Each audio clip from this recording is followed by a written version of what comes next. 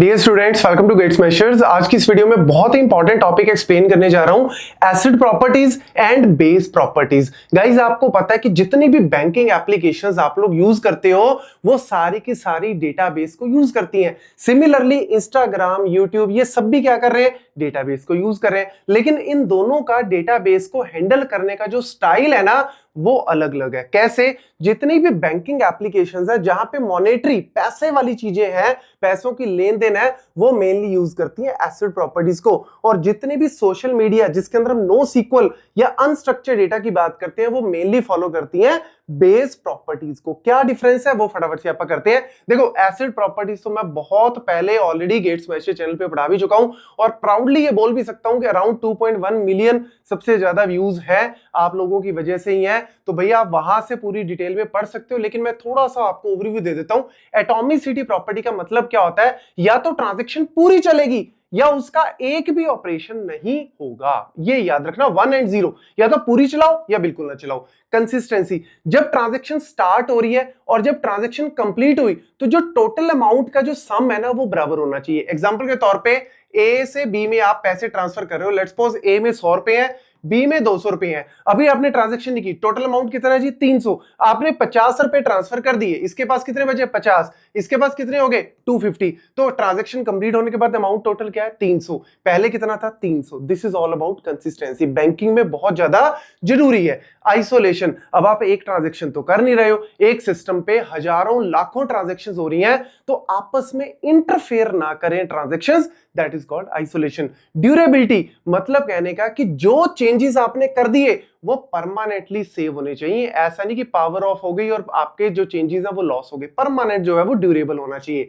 Base के अंदर हम लोग बात करते हैं, बेस में जो बी है दैट इज बेसिकली अवेलेबल। यहां पे बात की जाती है अवेलेबिलिटी की। भैया जब जब मैं चाहूं, जैसे ही मैं क्लिक करूं, मेरा डेटा अवेलेबल होना चाहिए। तो यहां पे हम लोग कंसिस्टेंसी की बात कम करते हैं, यहां पे हम करेक्टनेस और रिलायबिलिटी की बात ज्यादा करते हैं, लेकिन यहां पे हम अवेलेबिलिटी की बात, मतलब मेरा डेटा अवेलेबल होना चाहिए।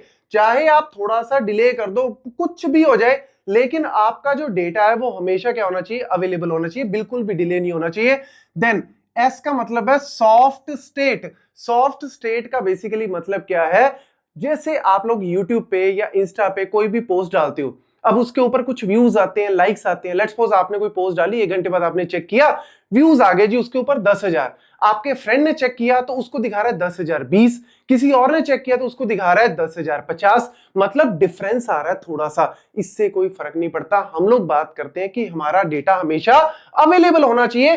थोड़ा बहुत अगर चेंज आ रहा है, किसी के अकाउंट में ज्यादा दिखा रहा है, किसी के अकाउंट में थोड़ा कम दिखा रहा है, चल जाएगा। हमें पता है कि कुछ टाइम बाद अपडेट हो जाएगा, जब सारे सर्वर्स पे, क्योंकि डेटा डिस्ट्रीब्यूटेड फॉर्म में पड़ा है यहाँ पे, तो जब सारे सर्वर्स में वैल्यूज चेंज हो जाएंगी तो कुछ टाइम बाद आपका डेटा सही दिखाएगा। लेकिन दिखा रहा है डेटा, ये सबसे बड़ा इंपॉर्टेंट पॉइंट है। That's why availability and scalability, मतलब आज आपकी व्यू, जैसे फॉर एग्जांपल आज आपके सब्सक्राइबर 1000 है, लाख है, 10 लाख है, कल को लेट्स सपोज 1 करोड़, जैसे मिस्टर बीस्ट है भैया, और 500 मिलियन के पास पहुंच गया, तो यानी आपका कंटेंट जो है ना, जो कंटेंट है वो हमेशा अवेलेबल और आपका सिस्टम स्केलेबल होना चाहिए। अगर आप इसको बढ़ा भी देते हो तब भी वो हमेशा स्केलेबल रहे और आपका अवेलेबल रहे। इवेंचुअली कंसिस्टेंट, यहां पे डेटा कंसिस्टेंट, ऐसा नहीं है कि अकाउंट में लेट्स सपोज मैंने क्लिक किया, चेक किया तो 5000 दिखा रहा है, मैंने रिफ्रेश किया 49 हो गया, मैंने रिफ्रेश किया 51 हो गया। अरे भैया ये कौन सा मजाक चल रहा है, मेरे पैसे ऊपर नीचे कैसे हो रहे हैं? लेकिन यहां पे चल सकता है। इवेंचुअली कंसिस्टेंट का मतलब है प्योर कंसिस्टेंट नहीं भी चल जाएगा। आपने व्यूज चेक किए 10,000, आपने रिफ्रेश किए 10,050, आपने रिफ्रेश किए 10,020, आपने रिफ्रेश किए 11,000, कोई बात नहीं, हम लोग चला लेंगे, लेकिन डेटा मेरा अवेलेबल होना चाहिए, स्केलेबल होना चाहिए। ये इंपॉर्टेंट है बस, यही, इसके अलावा उसमें और कोई फर्क नहीं है।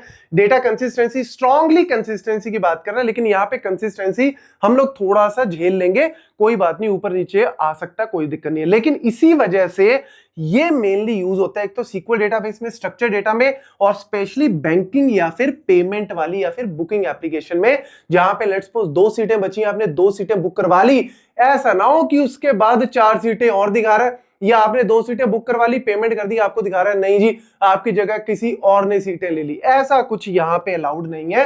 कंसिस्टेंसी, यहां पे हम लोग ये चीजें कर सकते हैं। इसीलिए ये मेनली यूज होता है बैंकिंग पेमेंट वाली एप्लीकेशन में, बुकिंग वाली के अंदर। ये मेनली आपका सोशल मीडिया लाइक फीड्स, जहां पे थोड़ा बहुत डिफरेंस चल सकता है, लेकिन availability of the data is most important. बस यही फर्क है। इन केस कहीं पे भी आप इंटरव्यूज में कहीं पे कोई पूछ ले तो आप अब इजीली आंसर दे सकते हो। यही एग्जांपलशिप कर रही है। Thank you.